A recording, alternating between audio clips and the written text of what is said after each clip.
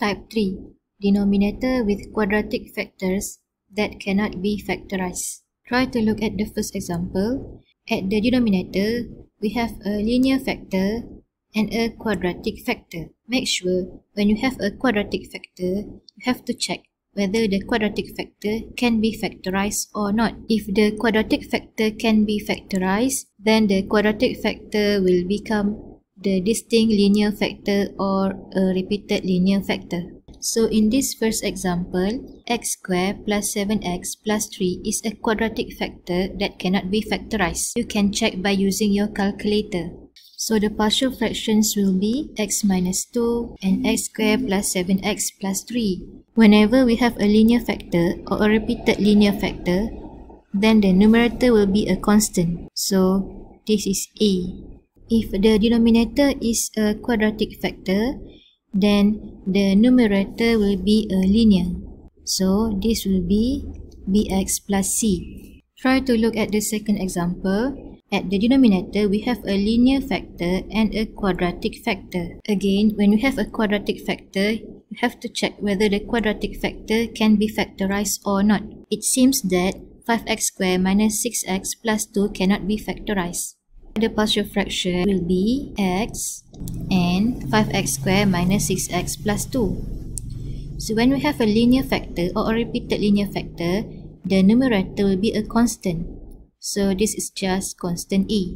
And for quadratic factors that cannot be factorized, the numerator will be in a linear form. So this will be bx plus c. Don't forget that c must be there. Example 1. Express this proper fraction as partial fractions. By looking at the denominator, we have a linear factor and a quadratic factor. Remember to check the quadratic factor. Either the quadratic factor can be factorized or not. X squared plus 1 is a quadratic factor that cannot be factorized. So the partial fraction will be x plus 2 plus with x squared plus 1. If the denominator is a linear factor or a repeated linear factor, then the numerator will be a constant. So here is a. If the denominator is a quadratic factor that cannot be factorized, then the numerator will be a linear. So this will be bx plus c. Next step is to equate the denominator. So here is x plus 2, x squared plus 1. You can use your pencil. We have x plus 2 over here. So a will be multiplied to x squared plus 1. Next, bx plus c. We already have x squared plus 1. So bx plus c will be multiplied to x plus 2. Make sure you put a bracket at bx plus c. Then you have 3 is equal to a x squared plus 1 plus with bx plus c times with x plus 2. So we need to have 3 values of x. The first value of x that I'm going to use is x equals to negative 2. By using x equals to negative 2, I can get the constant a. By using x equals to 0, I can get constant c. So for the last constant, I can choose any value of x. So I'm going to use x equals to 1. When x equals to negative 2, a is equals to 3 over 5. When x equals to 0, c is equals to 6 over 5. When x is equal to 1, b is equals to negative 3 over 5.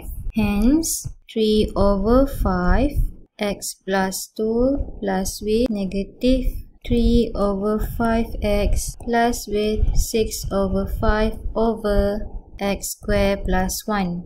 This is a, this is b, and this is c. And we can write this as,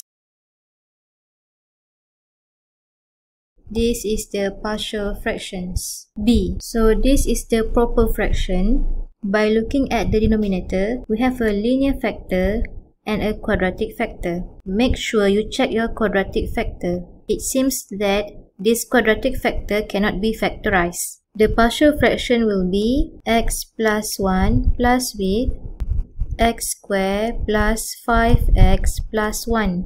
So the numerator will be constant a and bx plus c. Next step is to equate the denominator. Now for the numerator, use your pencil. So you already have x plus 1 over here.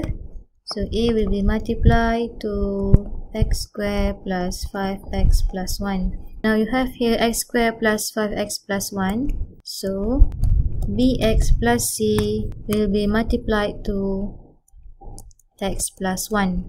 So now we have three constants. We need three values of x. So the first x will be x equals to negative 1. When x equals to negative 1, this whole term can be eliminated. So we can get a. Next, I'm going to choose x equals to 0. So I can eliminate b. I already get a. So I can get the value for c. And for the constant b, I can choose any value of x. So I'm going to use x equals to 1. When x equals to negative 1, a is equal to 1. When x equals to 0, c is equals to 0. When x is equals to 1, b is equals negative 1. Hence, this is a, this is b, and c is equal to 0. Extra example, express this proper fraction in partial fractions. By looking at the denominator, we have a quadratic factor and a linear factor. Remember, you have to check the quadratic factor. Either the quadratic factor can be factorized or not. 1 minus x squared can be factorized into 1 minus x and 1 plus x. And we have one more factor, which is 1 plus x. So now we have 1 minus x and 1 plus x, the whole thing squared. Now, by looking at the denominator, we have a linear factor and a repeated linear factor. Therefore, the partial fraction will be 1 minus x, 1 plus x, and 1 plus x, the whole thing square. So the numerator will be a constant a, b, and c. You can try to answer this question by yourself.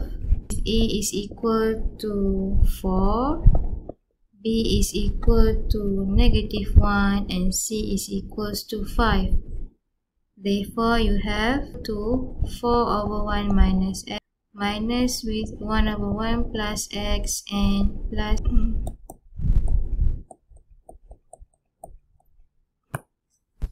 improper fractions. If the degree of px is greater than or equal the degree of qx, then we have to divide the denominator into the numerator to obtain the sum of a polynomial and a proper fraction. Try to look at this example. X cubed plus 1 over x times x minus 1 is an improper fraction because the degree of the numerator is 3 and the degree of the denominator is 2. Now, your first step is to perform the long division method. By doing the long division, you will end up with a polynomial and a proper fraction. Next, you have to find the partial fractions for this proper fraction. Example 2. Express this improper fraction as partial fractions. This is the improper fraction because the degree of the numerator is equal to the degree of the denominator. So our first step is to perform the long division method. First, we need to expand the denominator. To perform the long division, we have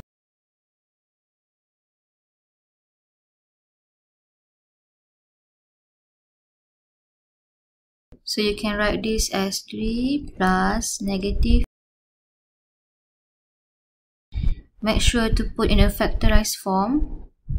So you have here x plus 3. And you can write this as 3 minus 4x plus 2 over x plus 3. Now you are going to find the partial fractions from this proper fraction.